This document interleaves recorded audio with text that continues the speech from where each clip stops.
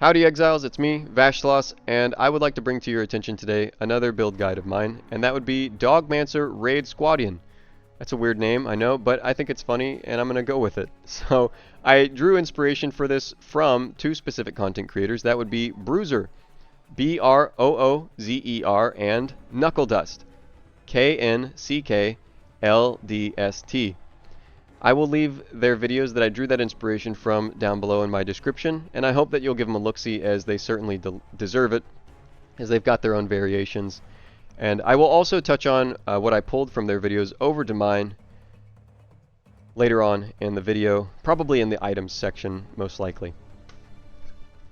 I won't try and waste too much of your time, so let's go ahead and get started. The pros of this build are that we are very tanky, cheap to start, doesn't really cost that much. You can start out as a traditional Zoomancer, and as a result of being a Zoomancer, you're going to have a very easy time leveling. It's going to be a smooth campaign.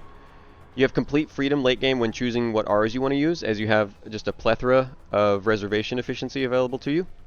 And you get to fight along Summon Spectral Wolves, man's best friend, spiritual good boys. What's not to like?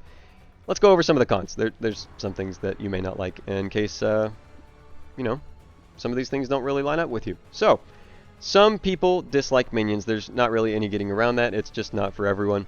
Some people dislike a specific tech that I may be using, which is called Balbala Flask tech, and it was popularized, for me anyways. I learned about it from Captain Lance. I don't know if he's the one who coined it, like officially, but I did learn about it through him, so I will reference him for that. We use a fair amount of unique items. You won't really be able to be Dogmancer until you get those unique items. It is very expensive to min-max, as you will probably be the only one making those items. It's that kind of expensive. It's not like oh, everyone's using this item, it's so popular, of course everyone wants it. No, it's nobody is making this, you have to. That's the kind of expense I'm talking about. Sometimes minions have trouble focusing because we don't use Predator. They may have divided attention. It's not a bad thing, it just means you're going to be, let's say there's two bosses, right? They may focus one or the other, and that damage will be divided, thus killing them both a little bit more slowly. We are not Reflect immune.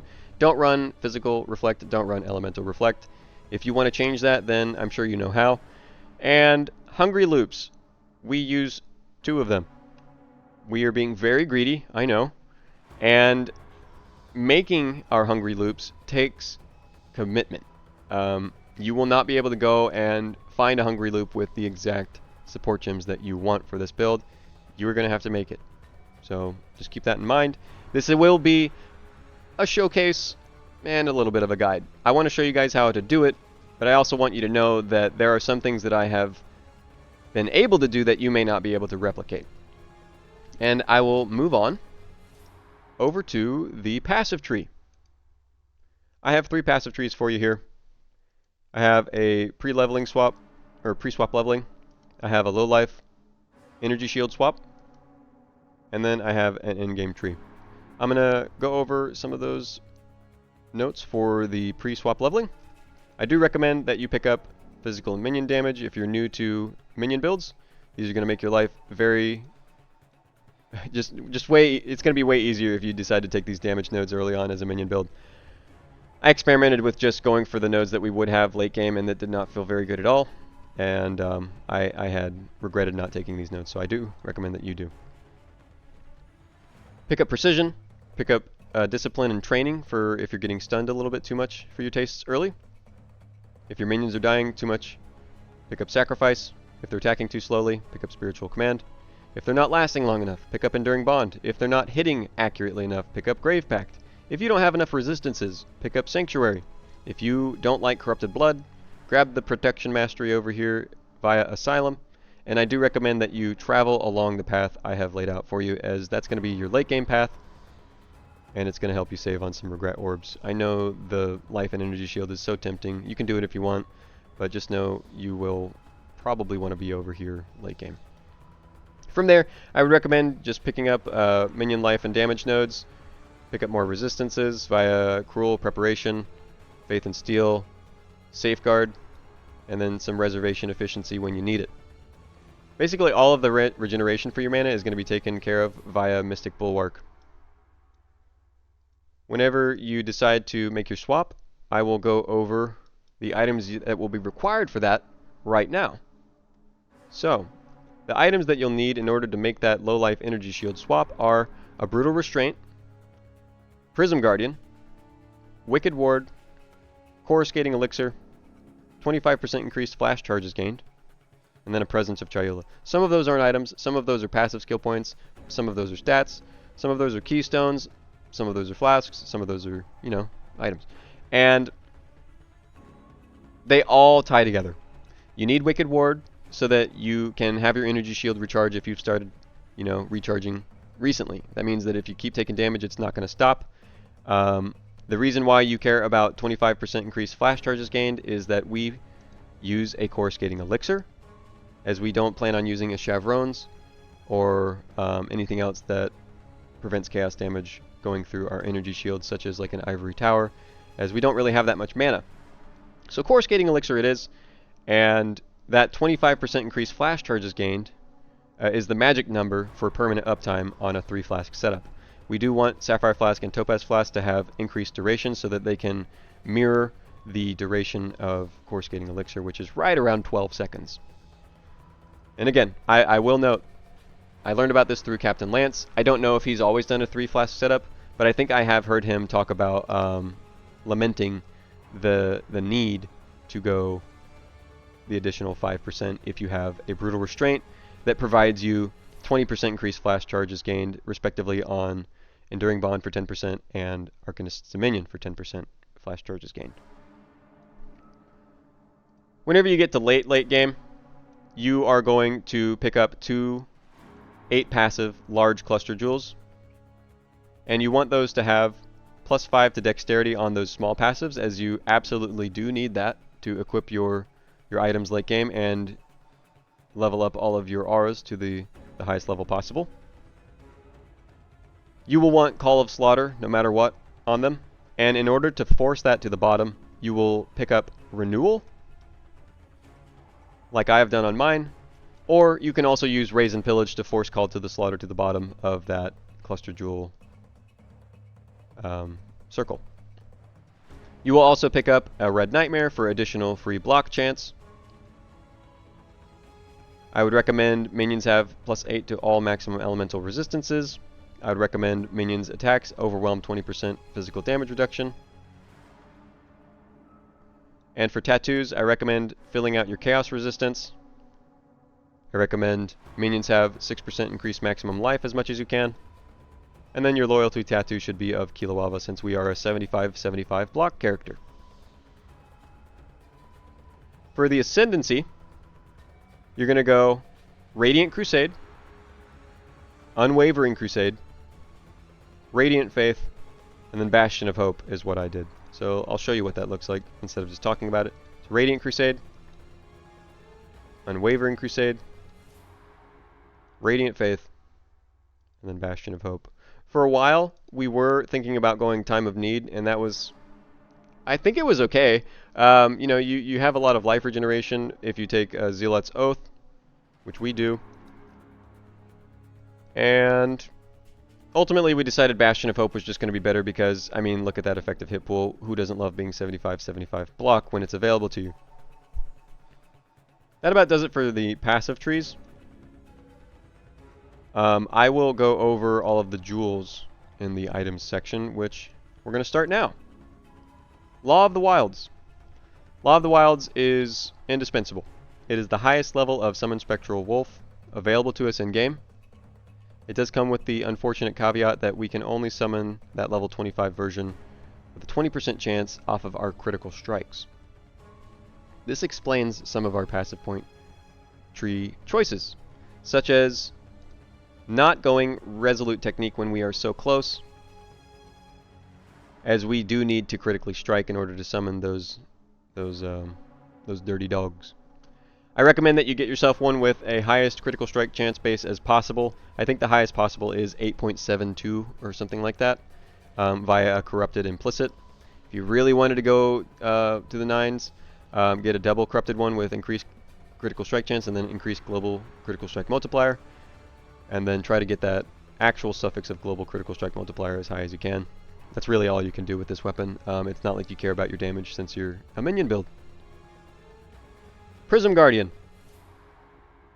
I love this shield. This is probably one of my favorite items in the game. As you can see, if I were to take this away, I would lose quite a lot of effective hit pool. And just worth touching on real quick, our effective hit pool is 1,672,973. That is with block. If I were to disable our block, it goes down to 474,913. That's still probably tankier than your character, I bet. And yeah, I love Prism Guardian. I picked up one with 5% additional chance to block, and I thought we were going to need that as I hadn't planned on going Bastion of Hope like I was talking about just a moment before. But now that we do pick that up, I don't know how necessary it actually is. If we look down here, it says plus 1%. So I guess we really do need it if we want to cap out that chance to block attack damage. Nothing else really special to it. You do want plus 30 to dexterity. We are extremely starved of dexterity, and you do not want to pick it up anywhere on your gear. Besides this next item, I'm about to mention, which we crafted ourselves. That would be Grim Crest, this hubris circlet that I purchased with the fracture on it, which is a tier 1 accuracy rating edition. And I will go over the crafting process with you right now. We were slamming essences on it after we had purchased the base, and those essences were deafening essences of woe for a guaranteed prefix of maximum energy shield. We got very lucky, and we spent about 3 of those essences before we landed on plus 2 to level of all minion skill gems. From there, we freaked out for a little bit, and then we were like, okay, should we really metamod craft? It's like, yes, I'm going to metamod craft, and that's what we did. We locked in the prefixes and crafted with a Vald Chaos Orb. If you're not sure what a Vald Chaos Orb does, it reforges a rare item with new random properties, including a Vald modifier.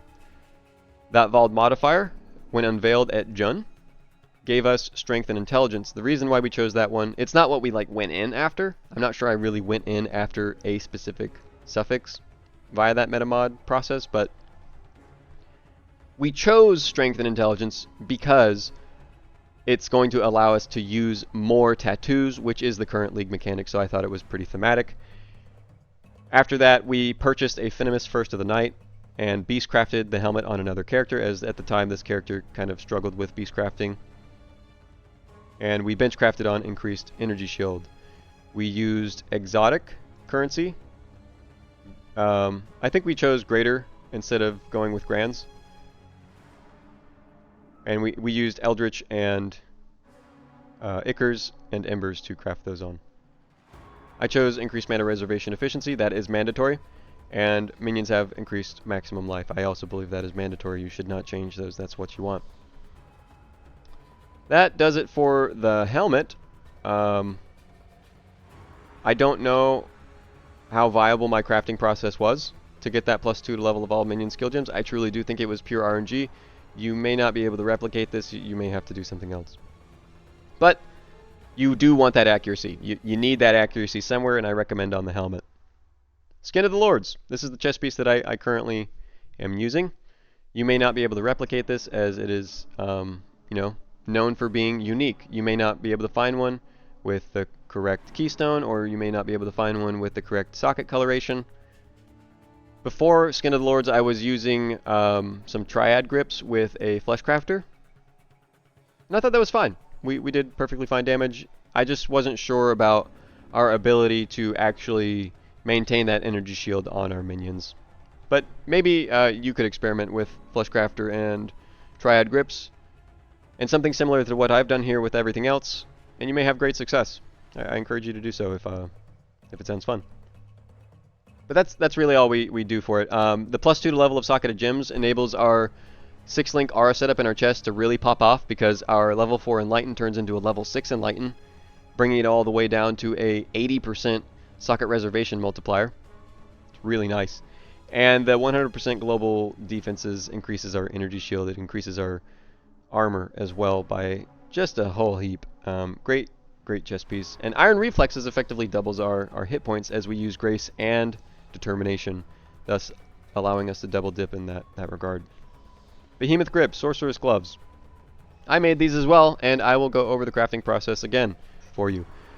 I purchased the Fractured Base for the Chaos Resistance. I did not plan on this being a super in-depth craft. I just kind of wanted my usual pair of gloves that I make. These modifiers for me, in tandem with each other, are like quintessential gloves for me on a minion build. It's just kind of something I always end up with and end up making, and I'm really probably one of the only people to make gloves like these. I'll usually have, instead of the Chaos Resistance, the Beastcraft there, but it ended up on the helmet this time. I'm not sure why, but it worked out. And I'll go over that crafting process. Sorry to digress. Slam Essences for minions deal increased damage via Deafening Essences of, I believe it's Fear? Yeah, Deafening Essences of Fear. And full clarity, I spent about, I wasn't really counting, but I want to say anywhere from 16 to 20 Divine Orbs on Deafening Essences of Fear before I landed on those two prefixes, which were Tier 1 increased energy shield and Tier 2 flat energy shield. I was willing to settle for something far less, but we ended up getting lucky. Unlucky. It hurts to say that, dude. I usually craft these gloves in like 2 Divine Orbs, like solid, like really reliably, but we got really unlucky. And then we got really lucky by getting an Apothecary to drop off of a ledge, opening some stacked decks, and from there we spent a lot of that currency just buying those essences, like I said, metamod crafting. Sometimes the metamod craft would brick, and that's what required us to re-roll, and I was like, oh my gosh, I'm already like, you know, a third of the way deep past this massive dump of currency that I just got, and lo and behold, we ended up making probably some of the best minion gloves in the game, in my opinion. As we also perfect fossiled these for 30%. From there, we metamod crafted. Prefixes cannot be changed. Vault Chaos Orbed again.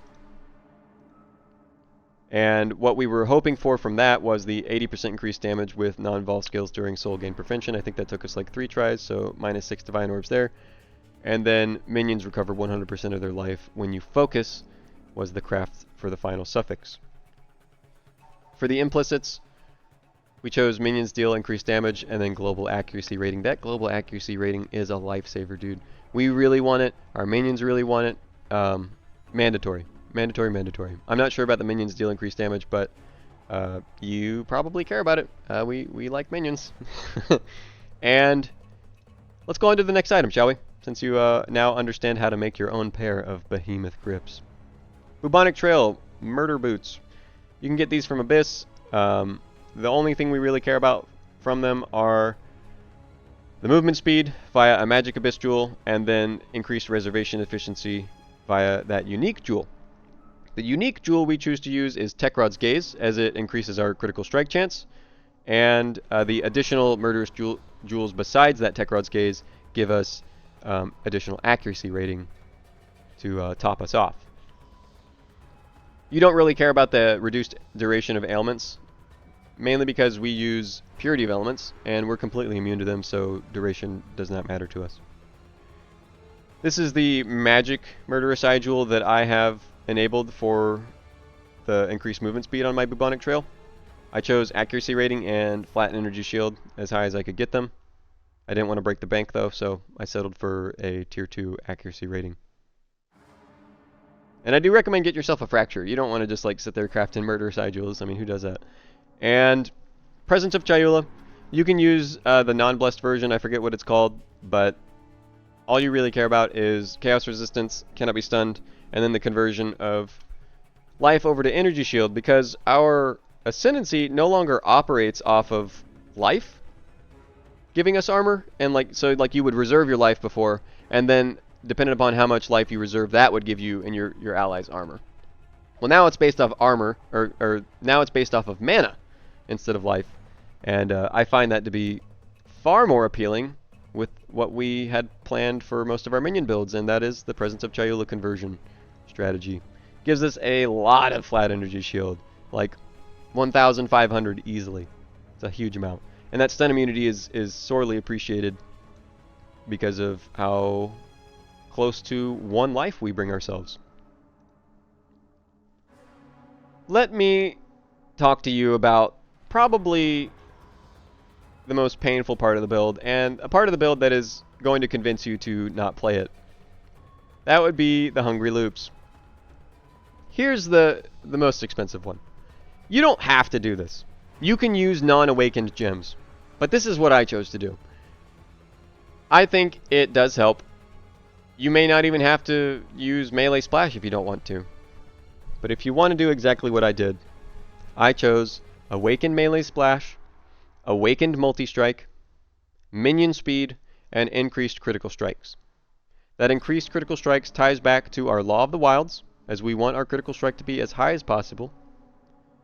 And the multi-strike is mandatory. Whether it's awakened or not, you want your minions to have multi-strike. That's going to be a majority of their damage. From there, you want minion speed. You could use minion damage if you really wanted, but I don't think it's necessary. And then melee splash is what's going to enable you to map effectively. I do have a couple of other versions. I had an inspiration added in case you didn't want to use the melee splash like I was talking about and wanted to conserve on mana. But it really doesn't save you all that much. It's like 6 mana. It's like a 20 mana main skill versus a 14 mana main skill. And just since we're on that topic real quick, as you can see, our main skill is Vol Domination. Our second Hungry Loop is something you may be more familiar with. It's a standard animated Guardian Hungry Loop. You're going to fit in a level 20 Feeding Frenzy, Meat Shield, Elemental Army Support, and Minion Life. You want them to be as tanky as possible. You do not want your very expensive Kingmaker to just disappear. That is why we invest so much into minion defenses, because I don't want you guys, if you happen to find yourself trying this out, which I do hope you try it. It's seriously fun. It's great and easy to start, but again, that min-maxing, it's ambiguous, it's complicated, it's finicky. So just beware. And yeah, you don't want your investments to blow up in your face. You don't want your investments to go up in smoke. So don't think you can just get rid of Indomitable Army. Don't think you can get rid of minion defense masteries. Whatever you can do to just, tank them up some more. Even I wish I could take Renewal. I wish I could. I wish I could take these 2 life regeneration nodes, but there's sacrifices elsewhere that I'm not really willing to make. Maybe you will be with different item choices. But that does it for my Hungry Loops, and thank you for coming to my TED Talk, as I do not blame you if you don't want to do that. That was, at the end of it, I was like, finally, we can start playing the game. You're going to use a Darkness Enthroned. Somebody was nice to me and gave me a shiny one. No, it's not like they came into my chat or anything, right? It's like they had just whispered like, hey, does anybody want that? And it was like, me. And they gave it to me, big homies. Here's the jewels that we use in them. They're near identical. I don't think the armor is necessary anymore. I don't think the life is necessary. You really only care about the prefix of Energy Shield, and then you care about the suffix of minions will deal % increased damage if you used a minion skill recently. We engage with that specific modifier by having our main damage skill be Vol Domination. And then we want our minions to be tanky. We want them to have capped resistances. Minions have 9% to all elemental resistances, should be that second suffix. And you want it as high as you can possibly get. When put into a high percentage Darkness Enthroned, that should reach 18% and 18%, or if you get a perfect one, 20% and 20%. So that's a lot of free resistances for your minions. Coruscating Elixir, you're going to quality it. That's about all there is to it. And then for the enchantment, you want use when flasks reach full, and that goes for all of them. I will touch again on the prefixes that you care about for your other flasks, which are a Sapphire and Topaz. That will be 33% increased duration. It doesn't have to be 33, but for some reason both of mine landed on that. And yeah, you just want, like, I don't know, like a tier 3 or tier 4 increased duration on these magic flasks. It's so that the uptime will match your core skating, 100% with that 25% increased flash charges gained. And you need both. You need increased duration, and you need increased flash charges gained at 25%. That does it for flasks. Now I'm going to go over the jewels. Here's one of those cluster jewels, just so that you can see it on screen. 8 passives, increased minion damage, plus 5 dexterity via small passives, Call to the Slaughter, and Renewal. Renewal is just what I found available to purchase. And quick note on these real quick. Quick. Mine are both plus 5. You need to have yours be plus 5 as well, if you're going to be doing what I'm doing. I'll always add that little asterisk, I'm sorry. And if you want to go and buy some that, you're like, oh, I don't want to really craft these. It's an absolute, pain in the ass to get a specific modifier after you've already got a prefix and suffix chosen. So I don't blame you if you want to just go and buy these. Now, here's a little workaround. The modifier for plus 5 to dexterity, that is a tier 2. And as you can see, it goes from 4 to 5. I purchased one of my cluster jewels with plus 4, and then I used some divine orbs to roll it to a plus 5 dexterity. Because all of the other options either had an additional... they had an additional notable, which I didn't want, or it didn't have the amount of dexterity I needed at all. So that's a workaround if you can't find yourself a correct cluster jewel and you want to do this. Fortress Covenant, you're going to put it in one of your cluster jewels, and it is important to put it in the cluster jewel, as that will negate the downside of it. As you see there at the bottom, minions take 20% increased damage, as that's what would be available via your notables if you put this into somewhere else. Like, let me show you. See, if I were to do this, like I do this right here, minions take 20% increased damage. So you definitely want that in your cluster jewel. From there, you'll also want a Quickening Covenant, and it behaves the same way. If you were to swap it, minions have 25% reduced movement speed, not increased. So absolutely move that into your cluster jewel and not in an attached jewel socket.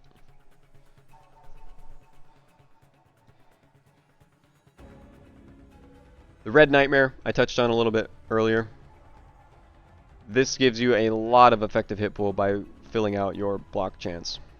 Highly recommended. It's pretty cheap. It's like 2 Divine Orbs or something when I bought it. It may be more expensive now, or it may be even cheaper since we're later on in the season. Brutal Restraint. I will reiterate. 20% increased flash charges gained. The only way you will get that is by having those on Enduring Bond and Arcanist's Dominion. There are multiple denotations that will have those. They will be expensive, probably, because there's so few. And then you absolutely need to double check that it's for Balbala. Because even if it has increased flash charges gained, and it's not Balbala, it's worthless to you. You've been scammed, because you need the trader to engage with the triple flask permanent setup. So keep all of that in mind. I'm going to reiterate it as many times as I can for you guys, just so that nobody forgets. Tech Rod's Gaze, mentioned it earlier. This enables the reservation efficiency from our bubonic trail. We aren't poisoned, so we don't really want an Amon Amu's Gaze, though I'm curious as to whether this could be a poison build. It could be possible. Maybe worth a try. But you wouldn't be a Dogmancer anymore, and that wasn't really possible for us, because that's what I wanted to do, darn it. You actually, funnily enough, care about the strength because it gives you a free tattoo. And the critical strike chances is absolutely needed to maintain that dog uptime. Here is one of my morbid jewels that I got Corrupted Blood on. The mana I thought was going to be necessary at first. It really wasn't. And neither is the mana regeneration rate while moving. Just make sure it has accuracy on it and corrupted blood immunity, and from there you can get whatever you want via that murderous eye jewel. But you do want corrupted blood immunity and accuracy via that murderous eye jewel. And then you want 2 additional murderous eyes. Here's the other large cluster jewel. It's the exact same. Nothing really worth mentioning otherwise. And here's our Watcher's Eye. It's dual block chance, 8% chance from determination, and then 8% chance from discipline.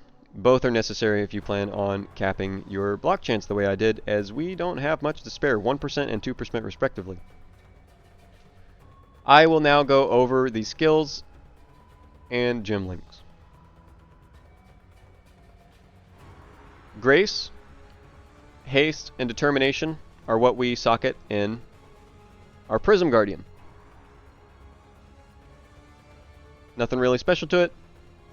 You just socket them in.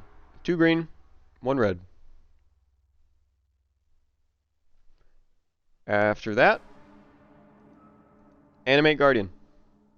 We already talked about it by the items, but I'll go over it again. For Animate Guardian, you're going to be supporting him with Feeding Frenzy, Meat Shield, Elemental Army support, and then Minion Life. Also, quick note, why does it say Elemental Army support, but then no support for the rest of those? Tell me why in the comments. Every time I do something like that, dude, I just can't help but laugh. It's just so absurd to me. And let's keep talking. That's what you're going to attach to your Animate Guardian via that Hungry Loop. This one says no active skills, but this is because it is coming from your Law of the Wilds. That's what these are going to be socketed in. Let me label it for you guys. Law of the Wilds. And that will be Multi-Strike, Summon Phantasm for an additional 10 free minions, and then Maim, because a large portion of our minions' damage is going to be physical. Maim is a free debuff, and otherwise these guys aren't really, the wolves and the phantasms, they're not going to be doing too much other than applying that and just free tertiary damage. And a little bit of wave clear. There we go. Said it like actually. Arcanist Brand, Assassin's Mark, Desecrate, and Spirit Offering. You don't have to use Spirit Offering. You can use Bone Offering if you really want to preserve your Animate Guardian. I actually do recommend Bone Offering when you're bossing. And other than that, if you're feeling like a Giga Chad, just use Spirit Offering and, you know, chalk it up to like, oh no, my Animated Guardian, what did he die to this time, and try and like pay attention. And there's probably ways you're going to be able to solve it via items that you attach to him.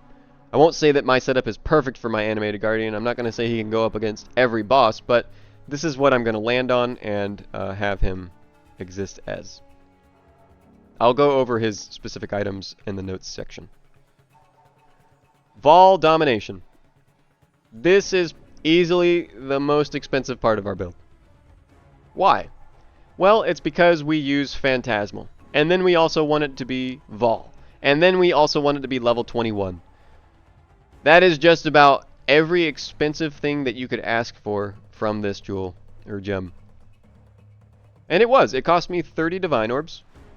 You don't have to do this. If anything, just get a Vol Domination level 21.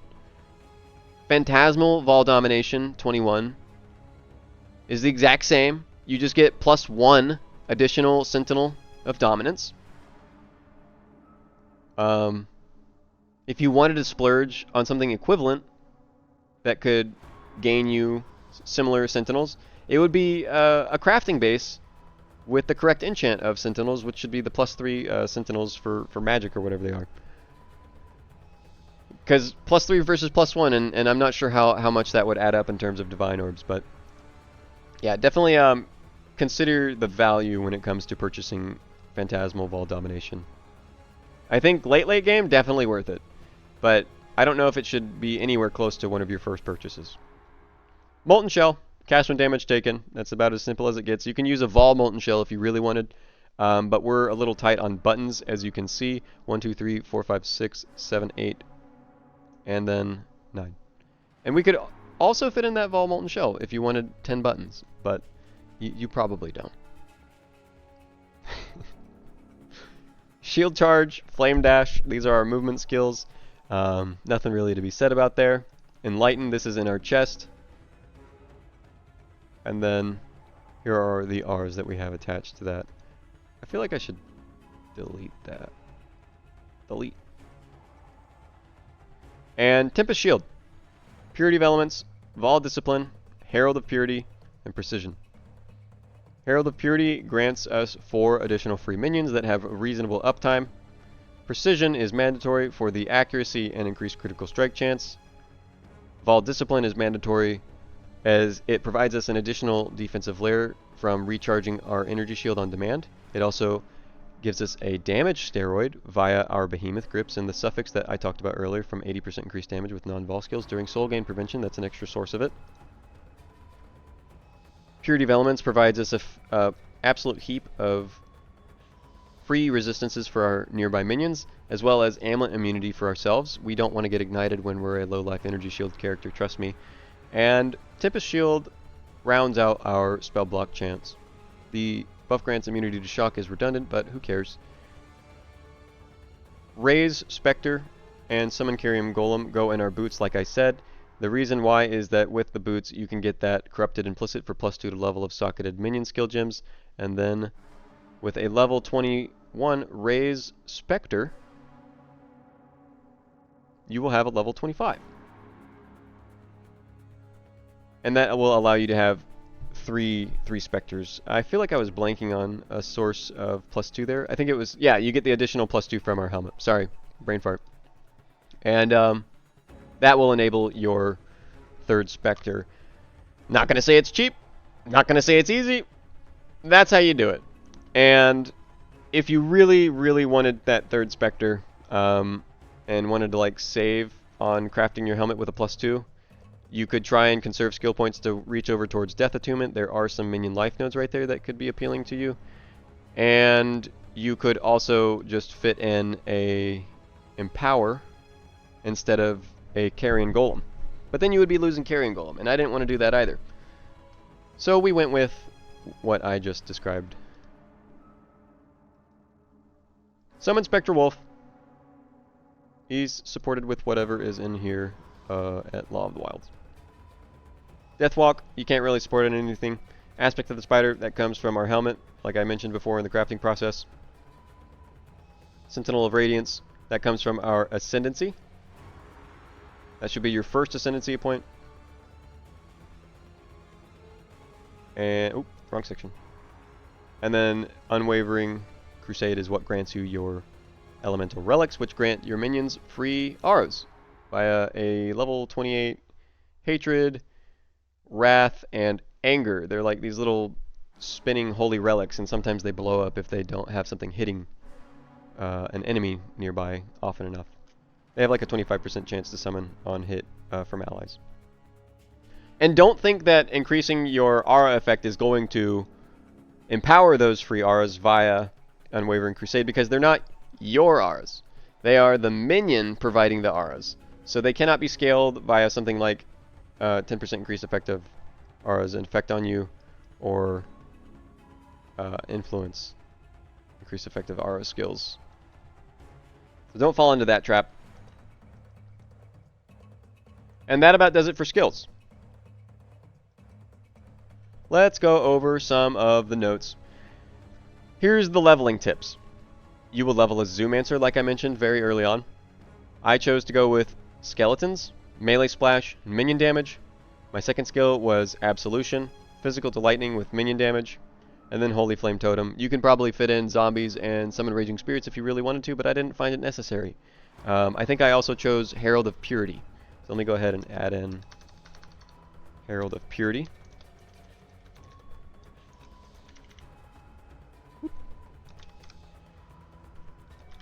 Cool. And then, yeah, that's going to provide you a very smooth leveling core. You probably won't even have to think about bosses that you'll do so much damage. Especially if you get like a +1 to physical gems or something like that. Or minion gems. Or all spell gems. Don't sleep on Rigwald's Crest. This is a unique ring that I chose to level with, and I beat the campaign in all white items because of it. It gives you some free resistances, it gives you free mana regeneration, and then it lets you summon Spectral Wolves at a level 10. Those are 10 free minions that give flat physical damage. And if you're using Absolution, you like flat damage. So, absolutely appreciated. Don't sleep on it. Do not sleep on Rigwald's Crest. Very fun leveling experience. Swap to low life whenever you have these. I think I already mentioned those earlier, but I will touch on them again for chapters. Brutal Restraint, Prism Guardian, Wicked Ward, Coruscating Elixir, 25% increased flash charges gained, and then Presence of Chayula.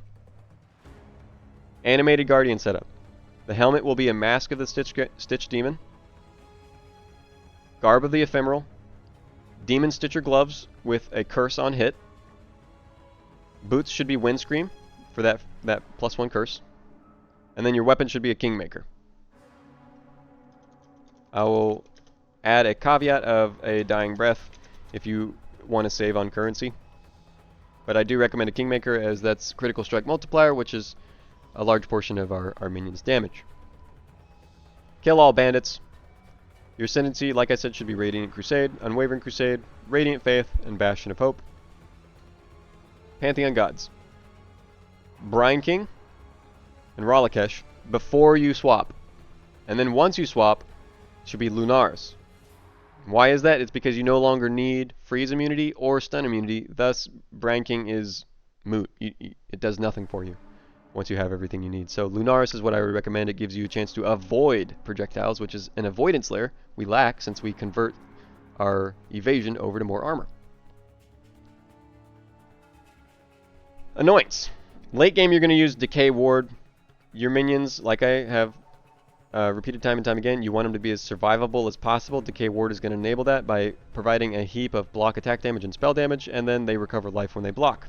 Very powerful. Very, very powerful. Before you reach there, the only one you should really consider is Essence Extraction, as that is what it would enable your 25% breakpoint for the flask setup. Cluster Jewels, we already talked about those. I'm not even going to read that section.